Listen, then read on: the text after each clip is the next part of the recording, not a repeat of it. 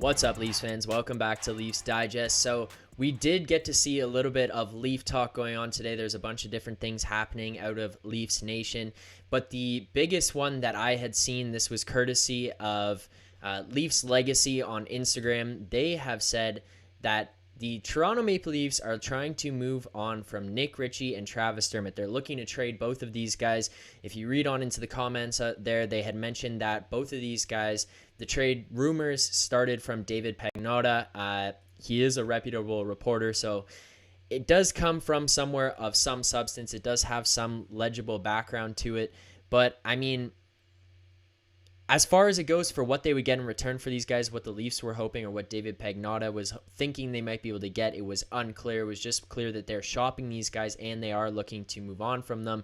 So we wanted to come on here, talk a little bit about the rumors, talk about what could possibly happen, how these guys' caps fit and everything.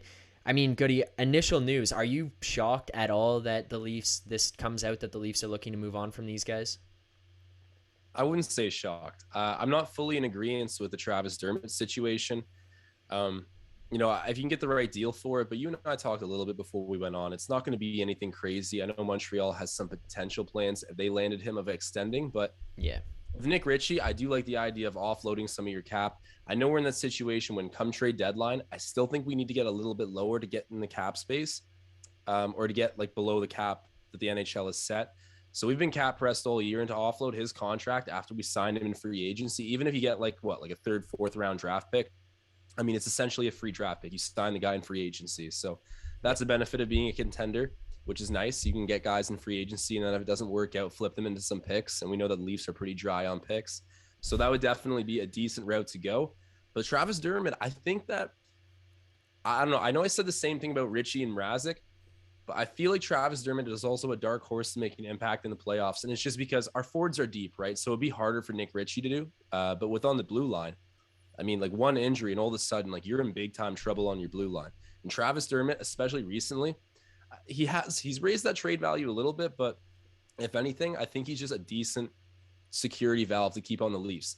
And I mean, whatever we want to say about Biega and the rest of the guys that could come up, they don't have as much experience, especially with this group, as Travis Dermott does.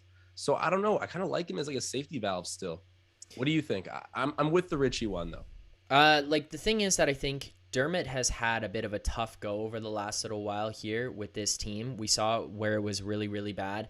It got really exploited in, I'm blanking on which game it was the other day, but he was -4 in the Leafs loss. And against the Rangers, yes, thank you. Yeah. In the 6-3 loss against the Rangers, he looked really bad. He was out there with different points with Biega, or he was out there with Sandin getting caught, or with Liljegren getting caught, and it just was not a good performance from him all around. The other thing I looked at, I went and found some stats of his from this year, and then comparing them to previous seasons. The most promise he had as a Leaf so far, the most consistent year, was his first year, and he played 38 games. I believe he put up 17 points. And then you look at the last couple of years. Last year, obviously, only 51 games played, but 2 goals, 4 assists, 6 points, and -1. In the 2019-2020 season, he had 56 games played, 4 goals, 7 assists, 11 points, a +14. And then this year, 27 games played, 1 goal, 3 assists, 4 points, a +2. There hasn't been much offensive climb or build since he came into the league and was a guy that everyone got excited about watching. And then you go from that to where he's at right now, and it's not like he's a defensive presence out there by any stretch of the imagination. The guy can't seriously impact a game with his defensive game. And if you're looking at it going, okay, we got to pay you 1.5 through the rest of this year, through next year, maybe they saw something they liked in Biega and Dahlstrom over this last couple of game stretch here, where they said, man, you are a little bit of a disposable piece here. And I understand your concern with the depth of the D. I don't think you're wrong, and I think that a lot of times having that ability to have that depth to look at other guys and go, okay, someone's not going, you're the guy tonight, it's nice. But if it's going to cost you $1.5 million and you're looking at, I mean, we may not agree, but this Leafs team, this Leafs management, and this coaching staff, clearly, if this is a rumor right now, has enough respect for Justin Holl and for what they think he can do, that Dermott is automatically pushed down the depth chart. I know it's like funny or like we're both shaking our heads. I kind of think the same thing, but it's just they're No, obviously you're looking right. at You're him as an right. equivalent or better than Dermott. Like he's more okay. They're the same price, if not more expensive. Like Hall gets paid a little bit more than Dermott. No, or am I incorrect here? Yeah, but the other thing is Hall's right-handed. That's true. Now, because That's if you move on from Hall and you keep Dermott, you have to get right-handed shots back because otherwise, the only right-handed shot you're going to be dressing every night is Lilligren. Brody. Brody's left-handed. Oh, sorry, I said Yeah, Brody. Lilligren. So you're just Yeah, looking at my bad. Lilligren, and you probably don't want your only right-handed guy to be a guy with not much experience because, I mean, when you're that high of a level, it's not like your handedness comes into play as much, but it's more about the side you play on, and some guys just aren't comfortable with it. No, I hear you. It's important from that aspect, but oh my God, I'd almost rather a decent player be uncomfortable than have that man out there on the ice making more than $1.5 million. Like I don't know.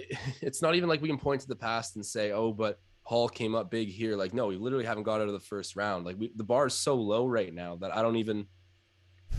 You know what? We're gonna go down the rabbit hole right now talking about Justin Hall. So I'll try to keep it more. It does tie into what we're discussing right now.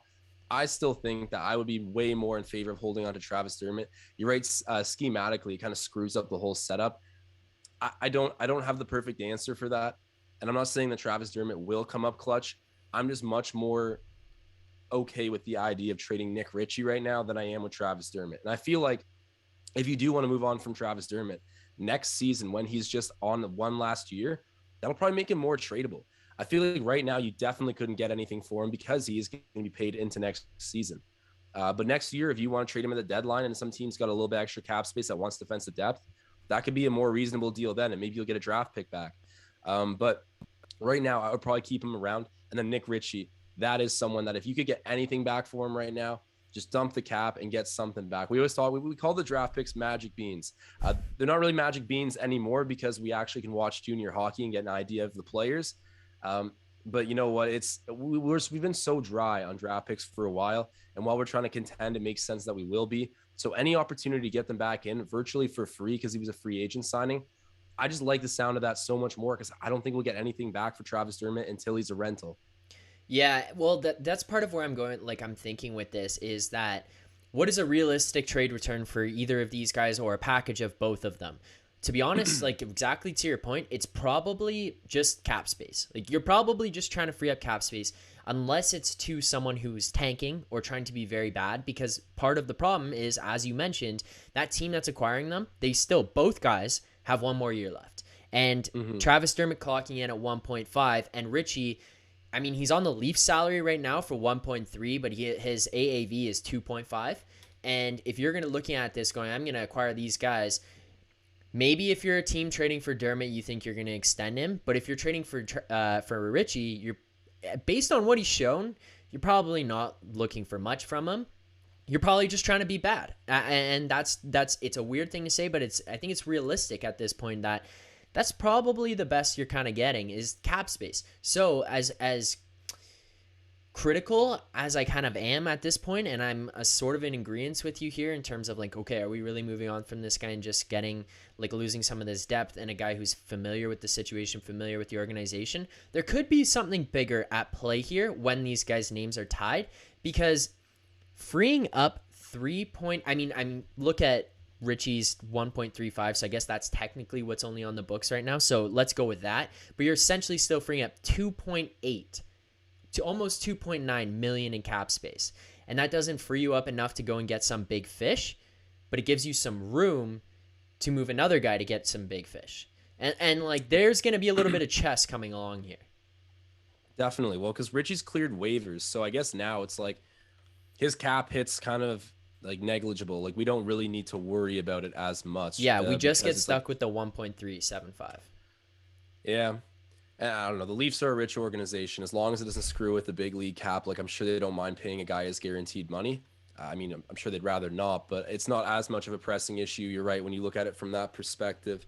I don't know. I just look at our blue line, and especially right now with injuries and everything, it's just this could actually be the Achilles heel still of the Leafs going into the playoffs this year. And we've agreed this is kind of the best they've looked. It's still a massive Achilles heel. And I don't think Travis Dermott is the saving grace whatsoever, but I've seen good hockey from him this year. I know the Rangers game, he got lit up, and I was saying to you, I was on the Raptors Digest live, so I couldn't watch the whole game. But I mean, you made it very clear in the post game that he was a big reason why they blew that game, and I don't doubt it. But I also still see Travis Dermott as this guy with a lot of upside who is young. When I say a lot of upside, you went over his rookie stats. He's capable. Can he do that regularly? No, he's proven he can't. But can he tap in for a game here or there and make a big difference? I've seen it recently. He definitely still can.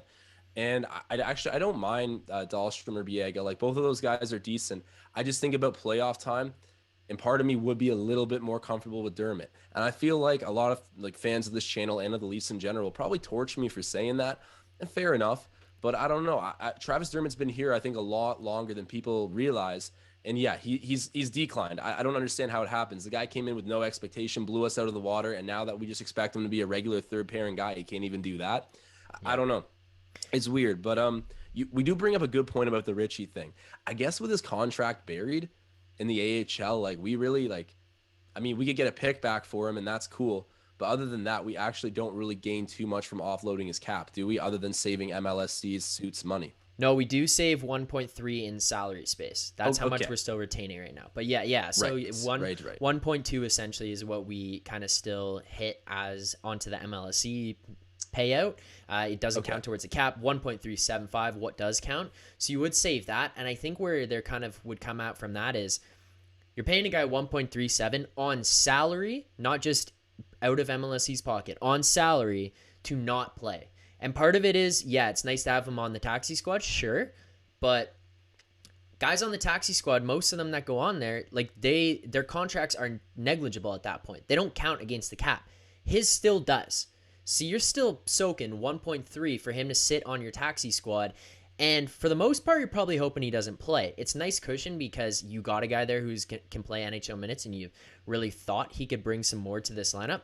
He can't. I mean, he's proven that even when he got back in and had his opportunity, yeah, he scored a goal. Whoop-de-doo. Then he went out and took some dumb penalties and then just showed immediately after, like, hey, I'm still the guy that you sent to the minors. And so I think from that perspective, it's like, okay, you're not getting in, because look at where our left wing is right now. Bunting is solidifying himself on that first line, and he likes playing with Matthews, and Matthews really appears to like playing with him, and they've both had some pretty good success there.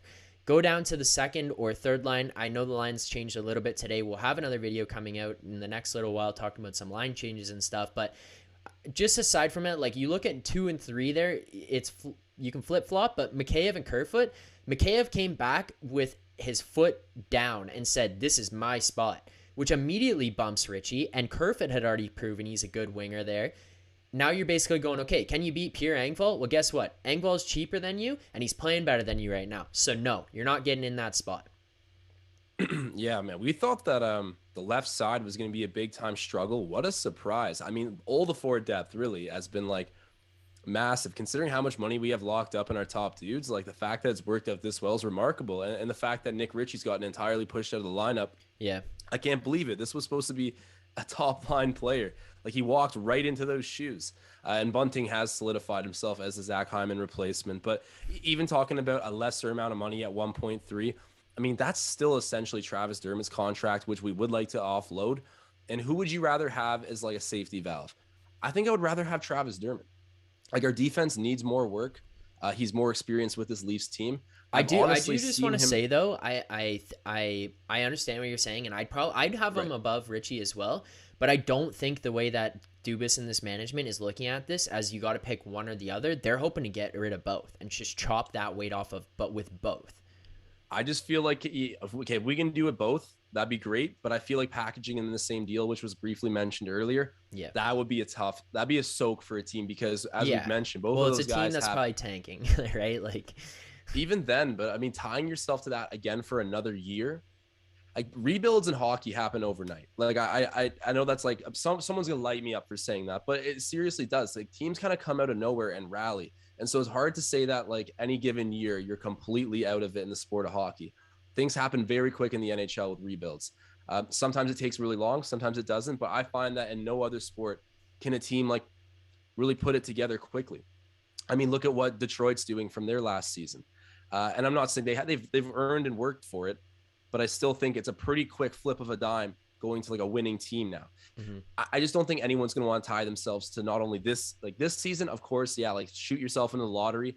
I mean, you're already like, it's a coin flip going into the lottery. You're not guaranteed anything. Yeah. So that right there is like, tanking is a little bit, I don't want to say it's outdated. It's still important, but like directly doing it, hoping to get like a different result might not be the best thing for your team. So to tie yourself to that for this season and next, it'd be tough to package them together, but maybe some team is down to go that way. I don't know, but I agree with what you're saying that if the Leafs can get rid of both of these guys and get back a little bit of draft compensation, I would like that as well. But I'm still going to go a little bit to bat for Travis Dermott. I think that they're going to be a lot less rushed to move him, but that seems to be my sole opinion because, I mean, for the sole reason that Justin Hall's a righty, like that just kind of offsets and gives our defense a little bit more variety. And Travis Dermott's a lefty. We already have a ton of those on the blue line. I get that angle too. It'll Yeah. be interesting to see what goes down, man. Yeah, well, I also think about like how this six sits right now. If that happens, if he moves out, you're looking at Muzzin, Riley, Brody, Muzzin, Hall, Sandin, Liljegren. Maybe not in that specific order, maybe not in those particular combinations, but that's kind of how that six would be. And then if Dermott's your seven, and you're looking at Biega, who's played a bunch of NHL games, Dahlstrom, who's got a little bit of experience now, they've got to see a whole bunch, and they both come in at a much cheaper cap hit. I could feel like I could see how they'd want to just move on to that and just say, hey, like it hasn't worked out. I mean, stats wise, points wise, there's been real no progression. There's almost been actual regression, really. And even just between like the plus minuses and then how we've seen him throw himself into bad situations where he creates them. And I mean, you even turn back to last year in the playoffs and some of those overtime games, the one particular one where he just threw a hot and ready right up the middle and it's game over in overtime. But it's just we've seen some heavy inconsistencies from him that have kind of just really I don't know. It's been very discouraging. And for a guy to be at $1.5 million and you're not seeing progression, you're 25 years old, maybe you got to just move on at that point. Sandin and Liljegren are moving past you. And there's youth that have done the jump here better than he has, and they've had less time to do it, and they've been better while they were doing that, making that jump. So it's just, okay, maybe the times have passed on you, and in order for us to win, we got to move on. The other thing I think is that, and the final kind of piece on my end of this whole thing is, I don't think after these trades happen, the Leafs are done. I think that this opens the door for them to go and find someone else to up that D. And I understand where you're coming at with being concerned about leaving Justin Hall in here, but I truly believe that if they're looking to make this D core better, they are also under the same impression that Hall would not be a part of it going into the playoffs as well. And I think that there would just be some other upgrade. Could you imagine getting rid of Hall, Dermott, and Ritchie and bringing in a solid right-handed defenseman? I mean, that's addition through subtraction, and you compensate with a better righty on their blue line. That If that's the case, man, Kyle Dubas, everyone better keep his name out of their mouth because he's already done a lot to set this team up in years previous. It's never worked out, but if he can do that and bolster our blue line after the forward depth has really come together this year, I mean, I'd be confident. We might not get a different result this year in playoffs. I mean, I'm waiting to be proven different, but I think this would be our best chance at doing that if we could bolster the blue line in that way. But getting rid of those guys, I mean, that's going to be a game of hot potato. I don't really know who wants to take it on. Yeah, I kind of just look at it too, and I think even if you can make that move, you can get another right D. Maybe that opens the door for Sandin to become the number 4 or the number 3, defenseman as the lefty, and then he plays with that righty that they acquire, and then Muzzin and Liljegren become your bottom 6. Bam, like that's a pretty good looking bottom 6 and a big upgrade on wherever you are now. And even we're just throwing a mystery name. You don't even know who it is. We're just saying person X, and it just automatically looks better. A locked player. He hasn't been unlocked yet, but yeah, it's so true though. I Muzzin moving down to the third pairing would be nice. Actually, I think that I do want to break up Liljegren and Sandin. I think that they're great, but I think you get more of them playing them with a vet. Yeah. We'll see. It's what also happens a little more reliable, right? Yeah, it is. And right now, I mean, like they kind of have similar games. They're not exactly the same, but they're young. They do have like somewhat similar games. Liljegren's got surprising size, but neither guy's like too big or physical. You know, actually, Liljegren's kind of a firecracker, but like you get what I mean. I think that getting a veteran and like as a partner for each of those guys, maybe moving down Muzzin. I mean, like you need that extra right-handed defenseman to do it, but if it lines up, I think that would be ideal. Yeah. Well, I mean, as far as this goes, there's no real news about what is happening, where these guys would go, what teams would be interested. But I mean, as we said, according to Leafs Legacy on Instagram, and they were reporting from David Pagnotta, he is on the. These guys are on the block. The Leafs are looking to move on from both if they can, one or the other. If not, and I mean, the biggest thing that I think that they would be getting in return for these guys is just that cap space. Like that's what they're looking for in that type of return. Player to be named later. You never know. Like some of those things happen where you can just move on from a guy just for the sake of freeing up some space, leaving your organization some cap space going into the playoffs, or even the ability to make another move come deadline time, because then you're not pressed right up against it. If you can move on from them now, I mean, you let Biega, you let Dahlstrom get some minutes under them, see what kind of things you have there with them operating in the top six, and then obviously Ritchie is a guy that's not playing in this 12 right now, so he'd be a guy that would be much easier to move on from, especially from a chemistry standpoint. But Leafs fans, as soon as we start hearing more news, we will let you guys know.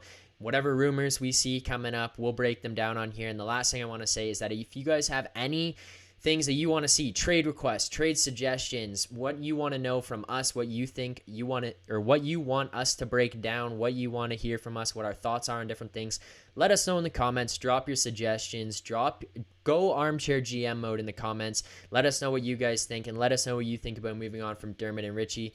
Leafs fans, it's going to be interesting as we approach All-Star break and then into the trade deadline here. I feel like some big things are going to happen for this Leafs team. They are not happy, or they're not satisfied, I guess I should say, with where they're at right now. I feel like Dubas and the rest of them are going to want to make some big splashes and really go all for it this year. So we'll see what happens. Leafs fans, I'm excited for what's next. Keep believing. Signing off.